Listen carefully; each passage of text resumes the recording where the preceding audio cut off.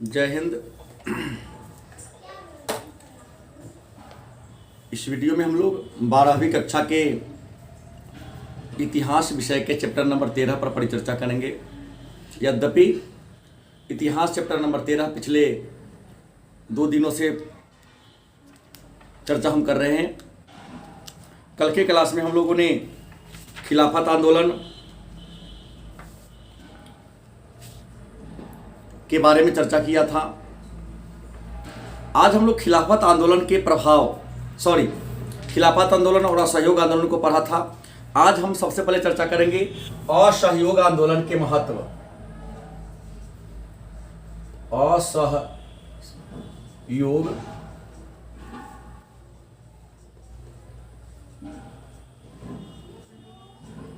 आंदोलन के महत्व या प्रभाव, और दूसरा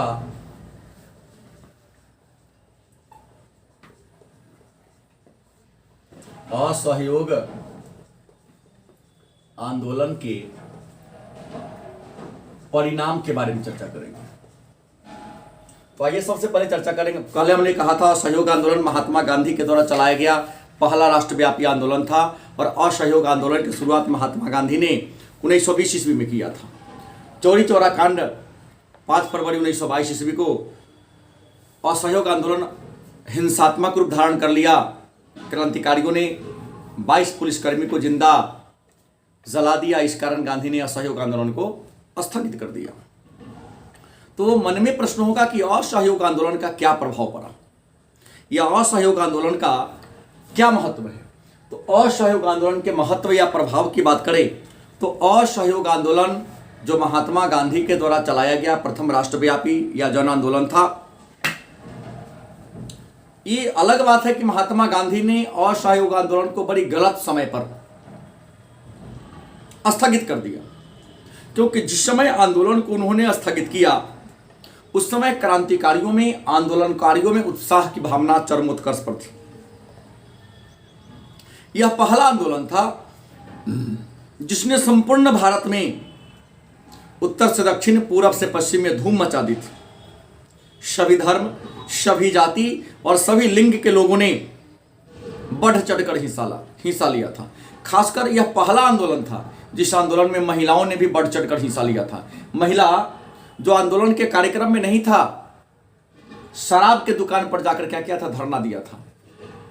तो इस आंदोलन का बड़ा ही महत्वपूर्ण परिणाम हुआ, प्रभाव पड़ा, बड़ा ही महत्व है, क्योंकि इस आंदोलन के कारण संपूर्ण देश के जनता में उत्साह और जोश की भावना आ गई। जनता में एक नवीन उत्साह पैदा हुआ और इस आंदोलन के माध्यम से जनता में यह एक प्रकार का नया उत्साह का भावना फैल गया कि सरकार का विरोध किस तरीके से करना चाहिए। तो फिर प्रश्न होगा कि असहयोग आंदोलन का परिणाम क्या हुआ। 2 नंबर में प्रश्न आता है कि असहयोग आंदोलन का क्या परिणाम हुआ। तो आप लिखेंगे असहयोग आंदोलन जो महात्मा गांधी के द्वारा चलाया गया प्रथम जन आंदोलन था, जिसकी शुरुआत महात्मा गांधी ने 1920 में किया था। इस आंदोलन के अनेक सारे परिणाम हुए। पहला परिणाम कि यह पहला जन आंदोलन था जिसमें सभी छोटे बड़े लोगों ने हिस्सा लिया था। दूसरा, इस आंदोलन के परिणाम स्वरूप खादी का बड़े पैमाने पर प्रचार प्रसार हुआ, जिससे लोगों में आत्म स्वाभिमान की भावना का विकास हुआ। तीसरा, इस आंदोलन में महात्मा गांधी ने जीवन के सभी पक्षों, चाहे वह शिक्षा हो, सामाजिक, आर्थिक, सब पर जोर दिया गया। चौथा परिणाम कि इस आंदोलन ने भारतीयों के मन में अंग्रेजों के प्रति जो भय था, जो डर था, उस भय और डर को क्या कर दिया गया, समाप्त कर दिया गया। और इस आंदोलन ने पहली बार महिलाओं को घर की 4 दीवारी से निकलकर बाहर आने का अवसर दिया। तो असहयोग आंदोलन का जो परिणाम था बड़ा ही अच्छा निकला। लोगों के मन में जो अंग्रेजों का डर था वो खत्म हो गया। समाज के सभी क्षेत्र में सुधार हुआ। खादी का प्रचार प्रसार हुआ। सभी वर्ग के लोगों ने क्या लिया, हिस्सा लिया, और महिला इस आंदोलन में हिस्सा ली। इस कारण महिलाओं की स्थिति में भी क्या हुआ, सुधार हुआ। दूसरा चर्चा करेंगे स्वराज दल या स्वराज पार्टी। आज का जो तीसरा प्रश्न होगा उसका नाम होगा स्वराज पार्टी या स्वराज दल। तो क्या है स्वराज पार्टी या स्वराज दल क्या है? तो स्वराज पार्टी जिसकी स्थापना 1923 ईस्वी में इलाहाबाद में मोतीलाल नेहरू और चित्तरंजन दास ने किया था। क्या था स्वराज पार्टी? स्वराज मतलब अपना राज्य। स्वराज का मतलब क्या होता है? अपना राज्य। मतलब महात्मा गांधी जब चौरी चौरा हत्याकांड से दुखी होकर असहयोग आंदोलन को वापस ले लिया। महात्मा गांधी चौरी चौरा हत्याकांड से दुखी होकर जब असहयोग आंदोलन को क्या ले लिया? वापस ले लिया। तो क्रांतिकारियों के मन में, आंदोलनकारियों के मन में एक निराशा की भावना फैल गई। आंदोलन को गांधी ने जैसे ही वापस लिया तो बहुत सारे जो क्रांतिकारी विचारधारा के लोग थे जिन्होंने गांधी का जबरदस्त आलोचना शुरू कर दिया। इसमें सरदार भगत सिंह, चंद्रशेखर आजाद, सुभाष चंद्र बोस, क्योंकि गांधी के कहने पर इन लोगों ने पढ़ाई लिखाई को छोड़ दिया था और आंदोलन में हिस्सा ले लिया। और जब अचानक गांधी ने आंदोलन को रोक दिया तो उनका भविष्य अंधकारमय हो गया कि अब हम क्या करें, क्योंकि हमने तो पढ़ाई लिखाई छोड़ दिया, यहाँ पर आंदोलन रोक दिया। क्योंकि गांधी के सामने दूसरा कोई रणनीति थी नहीं, क्योंकि वो तो अलग किस्म के राजनीतिज्ञ थे। लेकिन जो छात्र पढ़ाई कर रहे थे उनको इन्होंने पढ़ाई से क्या कर दिया? बाहर निकाल दिया, आंदोलन में खड़ा कर दिया और अचानक के बीच में आंदोलन को क्या कर दिया? रोक दिया और स्वयं गिरफ्तार होकर जेल में चले गए। लेकिन जो बाहर थे उनके सामने कोई रास्ता दिखाई नहीं दे रहा था। कांग्रेस पार्टी ने भी इसका विरोध किया था जब गांधी ने आंदोलन को वापस लिया तो गांधी जैसे ही असहयोग आंदोलन को वापस ले लिया तो कांग्रेस पार्टी ने इसका विरोध किया और विरोध के कारण कांग्रेस पार्टी दो विचारधारा में बट गई। कितनी विचारधारा में? दो विचारधारा में। एक विचारधारा परिवर्तनवादी कहलाया और दूसरा विचारधारा अपरिवर्तनवादी कहलाया। तो प्रश्न होगा परिवर्तनवादी के अर्थ कौन था? तो परिवर्तनवादी कांग्रेस पार्टी के अंदर वैसे लोगों का समूह था जो चाहते थे, 1923 में चुनाव होने वाला था अंग्रेजों के काल में, कि चुनाव के माध्यम से चुनाव में खड़ा हो, चुनाव में जीत हासिल करे, सरकार में शामिल हो और सरकार में शामिल होकर सरकार के गलत नीतियों का आलोचना करे, विरोध करे, अरंगा डाले, सरकार के क्रियाकलाप में गतिविधि करे, रोक डाले। लेकिन जो अपरिवर्तनवादी थे वह चाहते थे कि नहीं, हम अंग्रेजी शासन के भ्रष्ट नीति में हिस्सा बनकर शामिल होना नहीं चाहते हैं, क्योंकि वह हम शामिल भी हो जाएंगे तो हमें वहां बोलने का अधिकार नहीं, मतदान का अधिकार नहीं है, तो फिर हमारी बातों को कैसे सुना जाएगा। इस बात को लेकर कांग्रेस पार्टी दो विचारधारा में बट गई। परिवर्तनवादी में आपको बता दें मोतीलाल नेहरू, सी.आर. दास, और अपरिवर्तनवादी में सी राजगोपालाचारी, सरदार वल्लभ भाई पटेल, राजेंद्र प्रसाद जैसे नेता थे। तो जो परिवर्तनवादी और अपरिवर्तनवादी बटल गया तो परिवर्तनवादी गुट के जो प्रमुख नेता थे सी.आर. दास मतलब चित्तरंजन दास और मोतीलाल नेहरू, इन दोनों ने मिलकर 1 जनवरी 1923 ईस्वी को उत्तर प्रदेश के इलाहाबाद में स्वराज प्राप्ति के उद्देश्य से एक अलग पार्टी बनाई। उसी पार्टी का नाम क्या था? स्वराज पार्टी या स्वराज दल। 1 जनवरी 1923 को। और स्वराज पार्टी के जो पहले अध्यक्ष थे चित्तरंजन दास, स्वराज पार्टी के पहले अध्यक्ष चित्तरंजन दास, और जो महासचिव थे वह कौन थे? मोतीलाल नेहरू थे। और इसका उद्देश्य क्या था?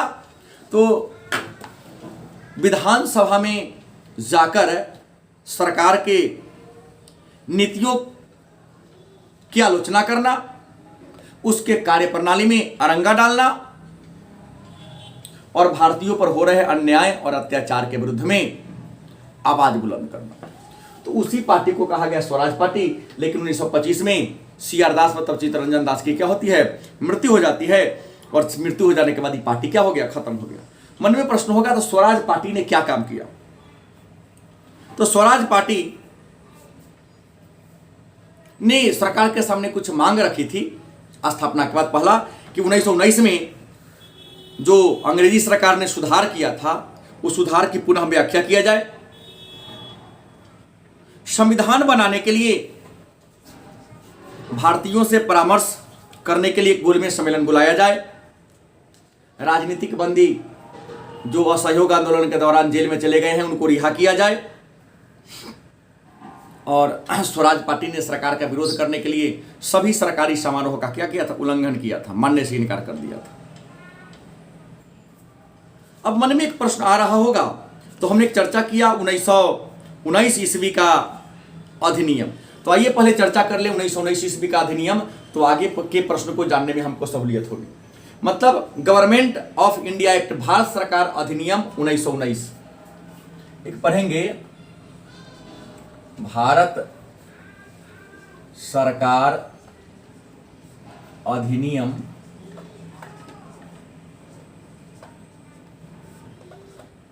1919। इस अधिनियम को हम मॉन्टेग्यू चेम्सफोर्ड सुधार अधिनियम भी कहते हैं। 1919 के अधिनियम को हम मॉन्टेग्यू चेम्सफोर्ड सुधार अधिनियम के नाम से भी जानते हैं। मतलब 1919 ईस्वी में अंग्रेजों ने भारत में संवैधानिक सुधार की जांच करने के लिए, संवैधानिक व्यवस्था में जो प्रगति हो रही है या नहीं हो रही है, इस बात की देखरेख करने के लिए एक अधिनियम पेश किया था। मतलब इंग्लैंड में भारत की मामलों की देखरेख करने के लिए एक मंत्री के पद का सृजन किया गया था 1857 के सिपाही विद्रोह के बाद। 1857 के सिपाही विद्रोह के बाद भारतीय मामलों की देखरेख करने के लिए एक भारत मंत्री के पद का सृजन किया गया था।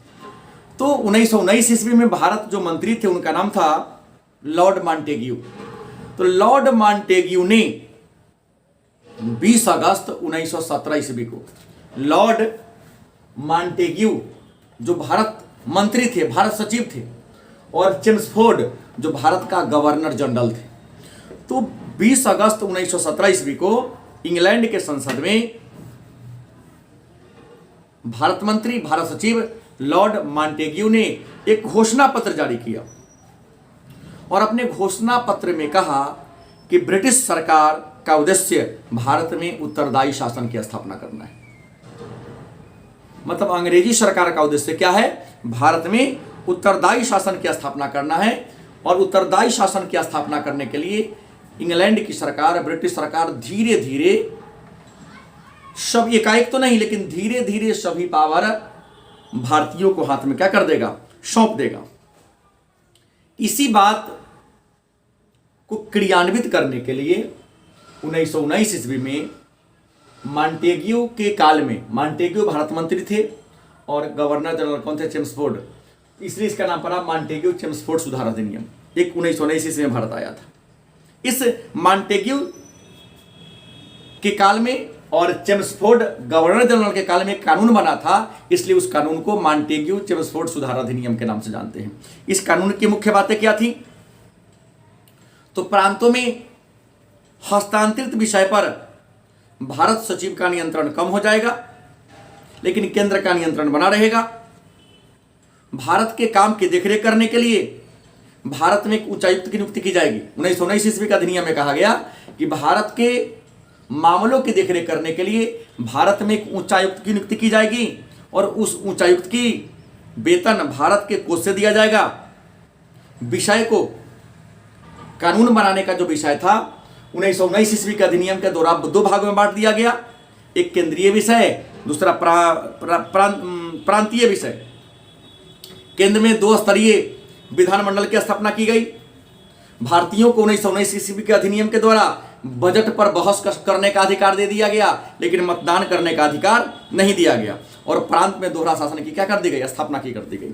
और सबसे महत्वपूर्ण बात थी 1919 ईस्वी के अधिनियम में कहा गया कि इंग्लैंड की सरकार हर 10 वर्ष के बाद, इंग्लैंड की सरकार क्या करेगी, हर 10 वर्ष के बाद एक जांच आयोग का गठन करेगी और इंडिया भेजेगी। वह जांच आयोग यह देखने का काम करेगा कि भारत में संवैधानिक सुधार हो रहा है कि नहीं हो रहा है, और कहाँ अगर हो रहा है तो किस गति से हो रहा है, या नहीं हो रहा है तो क्यों नहीं हो रहा है।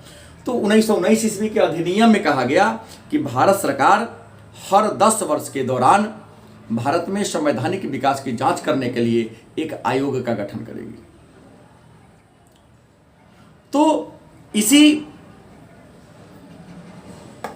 1919 के अधिनियम के द्वारा भारत में सुधार की जांच करने के लिए इंग्लैंड की सरकार को एक कानून पारित करना था। 1919 में 10 जोड़ेंगे तो 1929 में, लेकिन इंग्लैंड में चुनाव होने वाला था और इस कारण इंग्लैंड में राजनीतिक अस्थिरता थी। तो भारत में संवैधानिक सुधार की जांच करने के लिए, भारत में जो परिवर्तन हो रहे थे, जो बदलाव हो रहे थे, उसी बदलाव की जांच करने के लिए इंग्लैंड की संसद ने 1927 में सर जॉन साइमन 1927 ईस्वी में सर जॉन साइमन की अध्यक्षता में एक 6 सदस्यीय, और एक सर जॉन साइमन अपने हो जाएंगे 6 प्लस 1, एक 6 सदस्यीय आयोग और अध्यक्ष को लेकर 7, मतलब सर जॉन साइमन की अध्यक्षता में एक 7 सदस्यीय आयोग का गठन किया। 1927 में इंग्लैंड में भारत में जो सुधार हो रहे थे, उस सुधार की जांच करने के लिए सर जॉन साइमन की अध्यक्षता में अध्यक्ष सहित एक 7 सदस्यीय आयोग का गठन किया गया। उस 7 सदस्यीय आयोग को हम साइमन कमीशन कहा गया। यह साइमन कमीशन भारत में 3 फरवरी 1928 को आया था। भारत में कहा आया था? तब मुंबई में। क्योंकि साइमन कमीशन में 7 मेंबर थे और 7 मेंबर क्या थे? अंग्रेज थे। और चूंकि अंग्रेजों ने कई बार भारतीयों के साथ धोखाधड़ी किया था, तो भारतीयों को अंग्रेजों पर से विश्वास पूर्णता उठ गया था कि हमारे हित में, हमारे पक्ष में कोई काम करेंगे।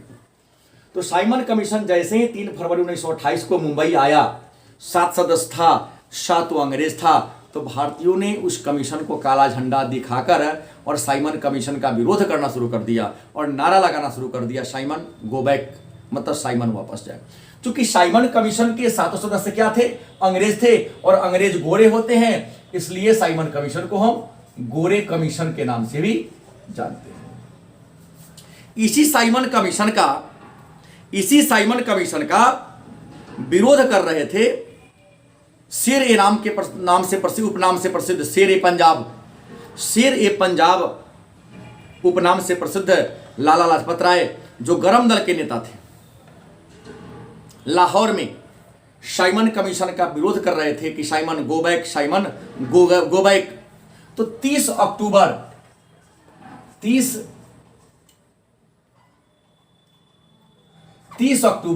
1928 को साइमन कमीशन का लाहौर में लाला लाजपत राय क्या कर रहे थे?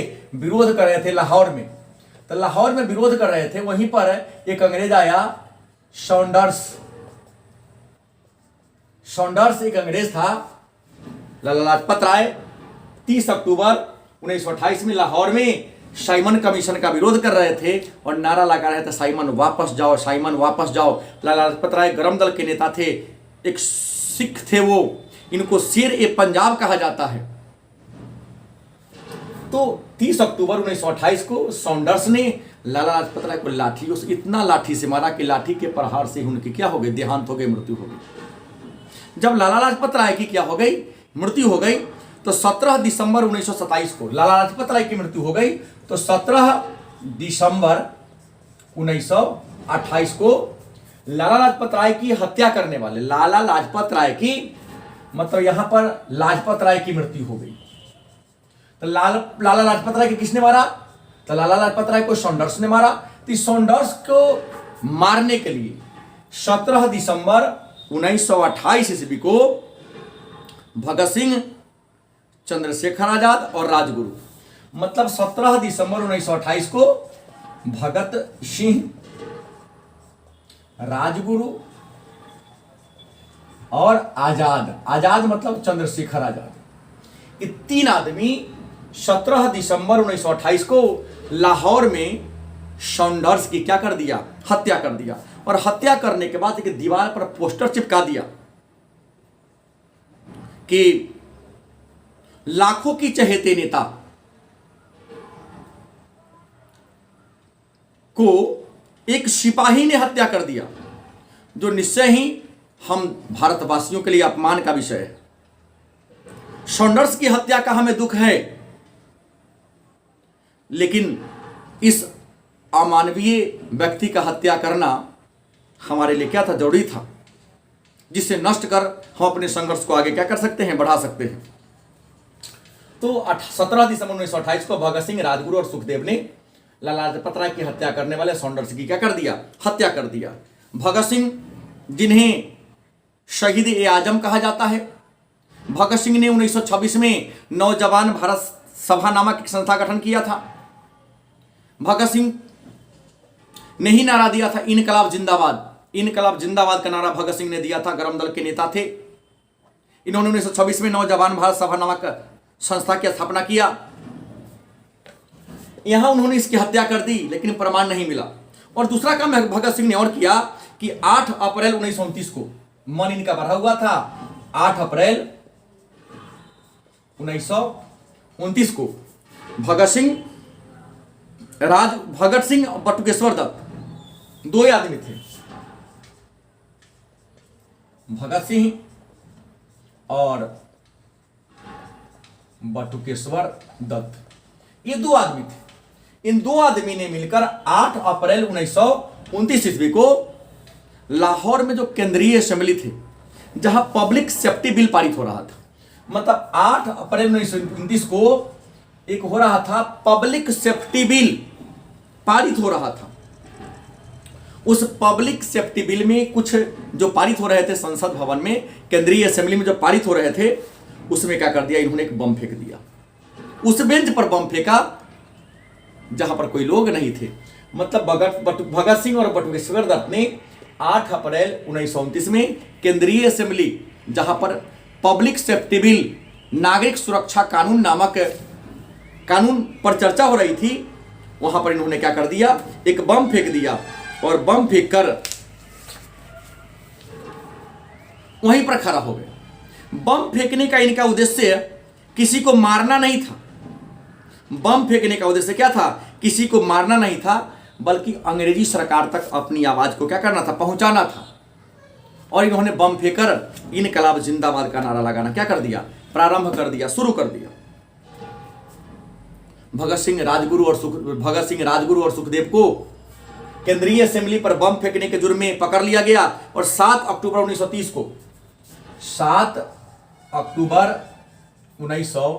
को भगत सिंह, राजगुरु और सुखदेव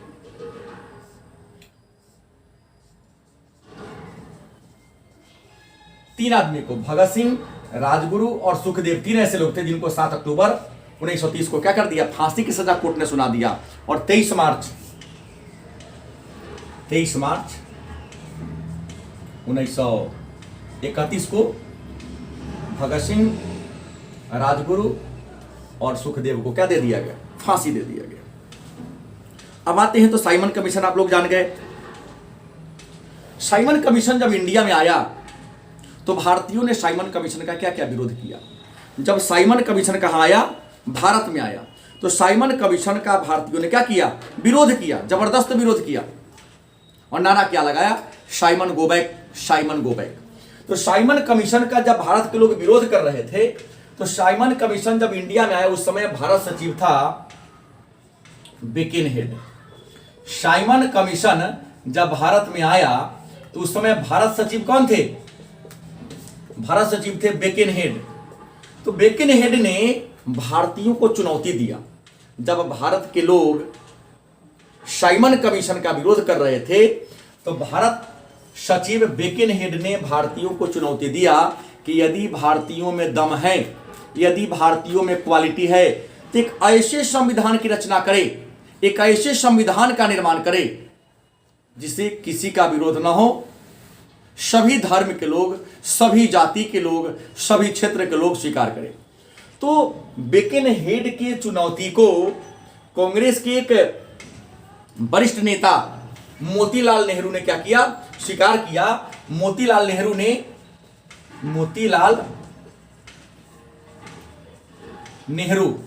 बेकेनहेड के चैलेंज को स्वीकार कर लिया और 8 फरवरी 1928 को, 8 फरवरी 1928 ईस्वी को या फरवरी 1928 ईस्वी को दिल्ली में एक सर्वदलीय मीटिंग बुलाई, दिल्ली में एक सर्वदलीय मीटिंग बुलाई। हालांकि उस मीटिंग में बात पूरा क्लियर नहीं हुआ। पुनः 9 मई पहली मीटिंग दिल्ली में बुलाई गई थी। पुनः 19 मई 1928 को बंबई में एक बैठक बुलाई गई। मतलब मोतीलाल नेहरू 8 फरवरी 1928 को दिल्ली में एक मीटिंग बुलाई, बेकेनहेड की चुनौती को स्वीकार करते हुए। यहां पर इनको पूरी सफलता नहीं मिली, तो पुनः 19 मई 1928 को बंबई में एक मीटिंग बुलाई और बंबई में मीटिंग बुला करके बेकेनहेड के चैलेंज को स्वीकार करते हुए भारत का संविधान कैसा होगा, भारत के संविधान की रूपरेखा कैसी होगी, एक स्वरूप पेश कर दिया। उसी स्वरूप को हम नेहरू रिपोर्ट के नाम से जानते हैं। क्या कहते हैं? नेहरू रिपोर्ट। मन में प्रश्न होगा, तो नेहरू रिपोर्ट का उद्देश्य क्या था, नेहरू रिपोर्ट की मुख्य बातें क्या थी? तो नेहरू रिपोर्ट की मुख्य बातें थी कि भाषा, मतलब कांग्रेस कार्य समिति का गठन भाषा के आधार पर किया जाए। गांव-गांव में कांग्रेस का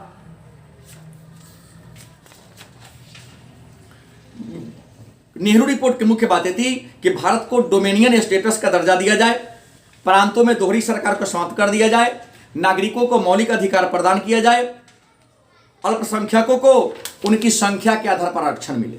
मतलब नेहरू रिपोर्ट, मोतीलाल नेहरू ने कांग्रेस के 8 वरिष्ठ नेताओं को मिलाकर 1928 ईस्वी में भारत के संविधान की रूपरेखा पेश किया। संविधान की उसी रूपरेखा को हम नेहरू रिपोर्ट कहते हैं। प्रश्न करेगा 2 नंबर का कि नेहरू रिपोर्ट क्या है, तो आप लिखेंगे मोतीलाल नेहरू ने साइमन कमीशन के विरोध में 1928 ईस्वी में कांग्रेस के 8 वरिष्ठ नेताओं को मिलाकर एक रिपोर्ट तैयार किया। उसी को हम नेहरू रिपोर्ट के नाम से जानते हैं। और नेहरू रिपोर्ट की मुख्य बातें क्या थी, तो भारत में डोमिनियन स्टेट का दर्जा दिया जाए, प्रांतों से दोहरा शासन को समाप्त किया जाए, नागरिकों को मौलिक अधिकार दिया जाए, सांप्रदायिक निर्वाचन प्रणाली को समाप्त किया जाए और अल्पसंख्यकों को उनकी संख्या के आधार पर आरक्षण दिया जाए। इसे कहते नेहरू रिपोर्ट।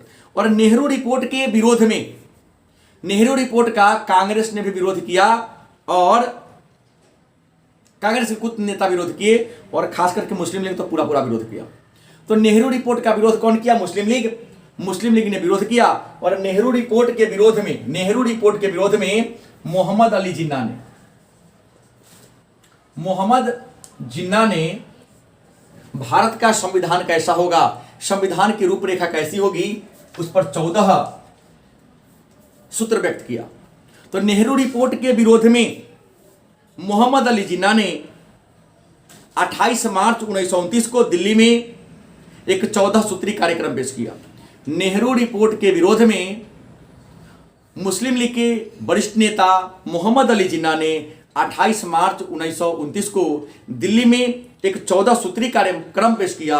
उसी 14 सूत्री कार्यक्रम को हम नेहरू रिपोर्ट के जिन्ना के 14 सूत्री कार्यक्रम के नाम से जानते हैं। 2 नंबर का प्रश्न पूछता है कि जिन्ना के 14 सूत्री कार्यक्रम से आप क्या समझते हैं, तो आप लिखेंगे कि नेहरू रिपोर्ट के विरोध में मोहम्मद अली जिन्ना ने 28 मार्च 1929 को दिल्ली में एक 14 सूत्री कार्यक्रम पेश किया।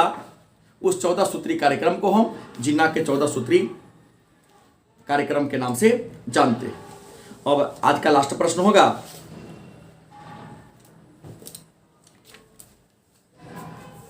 काकोरी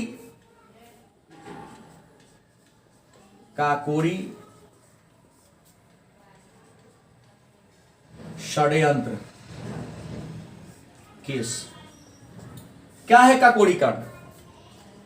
तो हमने पहले ही चर्चा कर दिया है काकोरी कांड क्या है, काकोरी षड्यंत्र केस से आप क्या समझते हैं। तो हमने बहुत पहले ही आपको इस बारे में चर्चा कर दिया कि महात्मा गांधी के आह्वान पर, महात्मा गांधी के कहने पर बहुत सारे क्रांतिकारी नौजवान पढ़ाई लिखाई छोड़कर गांधी के असहयोग आंदोलन में शामिल हो गए। लेकिन आंदोलन अभी तेज गति पकड़ा ही था कि गांधी ने आंदोलन को क्या कर दिया, स्थगित कर दिया, रोक दिया। जो नौजवान पढ़ाई छोड़ दिए थे, पढ़ाई से उनका वास्ता टूट गया था, लिक अलग हो गया था, उनके सामने अब जीवन मरण की सवाल आ गई कि हमने तो पढ़ाई छोड़ दिया, अब हम करें तो क्या करें।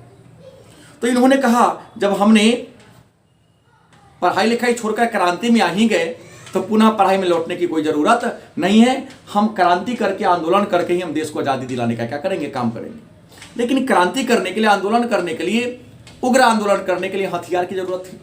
और इन नौजवान क्रांतिकारियों के हाथ में क्या थी, पैसा नहीं था, धन की क्या थी, कमी थी।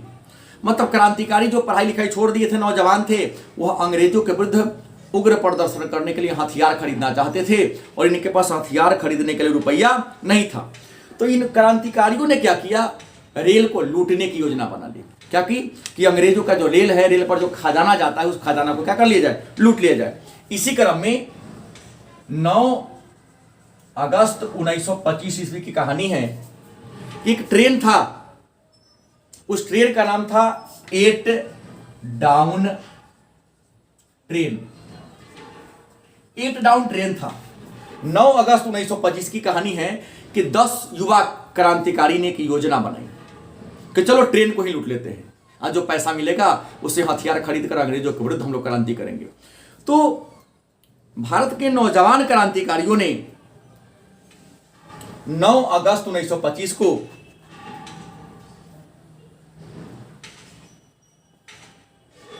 कानपुर से हरदोई की ओर जा रही थी एक रेल, उस रेल को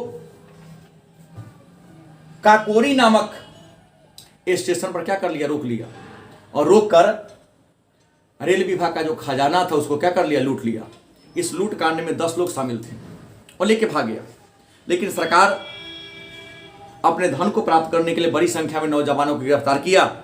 इसमें अशफाक उल्ला खान, राम प्रसाद बिस्मिल, रोशन सिंह और राजेंद्र लाहिरी पकड़ा गए, उनको फांसी दे दिया गया और चंद्रशेखर आजाद इसमें से क्या हो गए, फरार हो गए थे। तो चूंकि इसी घटना को हम काकोरी षड्यंत्र केस के नाम से या काकोरी रेल दुर्घटना के नाम से जानते हैं।